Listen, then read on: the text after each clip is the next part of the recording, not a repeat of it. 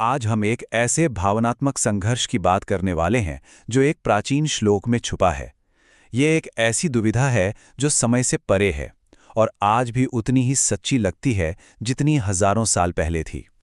जरा सोचिए, एक ऐसी लड़ाई के मुहाने पर खड़े हैं जहां जीत उन्हीं लोगों के लिए चाहिए जिनसे लड़ना पड़ रहा है ना? एक अजीब सा सवाल। ये एक ऐसा विरोधाभास है जो किसी के भी दिल को दहला सकता है। तो चलिए इसी दुविधा को और गहराई से समझते हैं। हम बात कर रहे हैं महान योद्धा अर्जुन की। कुरुक्षेत्र के युद्ध मैदान में वो खड़े हैं, लेकिन पूरी तरह से भ्रमित। बात यह है कि उनके सामने कोई अनजान दुश्मन नहीं है। अरे, वो तो उनके अपने ही हैं, उनके प्रियजन, उनके गुरु, उनके रिश्तेदार। और उनको देखकर अर्जुन भावनात्मक रूप से जैसे जम से गए हैं।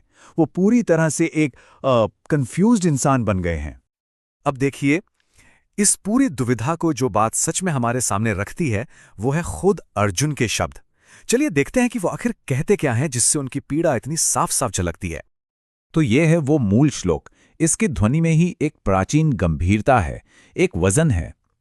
यश्यामार्थे कांक्षितम नो राज्यम भोगा सुखानि च तयिमेव स्थिता युद्धे प्राणान् त्यक्त्वा धनानि च। और इसका मतलब है जिनके लिए हमने राज्य की इच्छा की, जिनके लिए हमने सुख भोगने के सपने देखे, अरे वही लोग आज मेरे सामने खड़े हैं, लड़ने के लिए तैयार। वो अपने प्राण और धन सब कुछ त्याग कर यहां युद्ध करने आए हैं। ये शब्द सीधे अर्जुन के टूटे हुए दिल से निकले हैं। तो यहां अर्जुन सिर्फ एक लड़ाई की बात नहीं कर रहे, वो एक बहुत ही गहरे दार्शनिक सवाल तक पहुंच गए हैं। ये उनकी जिंदगी की सारी कोशिशों, सारी मेहनत के मतलब पर एक बहुत बड़ा सवालिया निशान है। यहां पर जो टकराव है ना, वो बिल्कुल साफ है। एक तरफ है लक्ष्य, राज्य और सुख, और दूसरी तरफ है हकीकत, युद्ध और प्राणों का त्याग। मतलब जिन चीजों को पाने के लिए लड़ाई हो रही है वही तो इस लड़ाई में खत्म हो जाएंगी। और यही तो सबसे बड़ी बात है। अर्जुन कहते हैं क्योंकि जिनके लिए हम कोशिश करते हैं, अगर उन्हीं से लड़ना पड़े तो उन कोशिशों का कोई मतलब ही नहीं रह जाता। मतलब मकसद ही बेमानी हो गया है।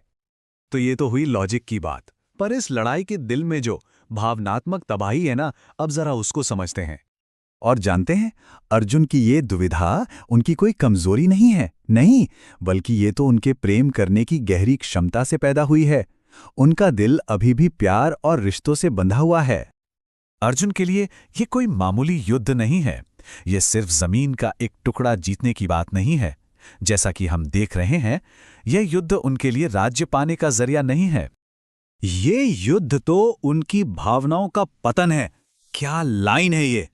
ये साफ साफ बताती है कि इस युद्ध की असली कीमत उनकी अपनी अंदर की दुनिया है, उनके अपने रिश्ते, उनकी अपनी भावनाएं हैं।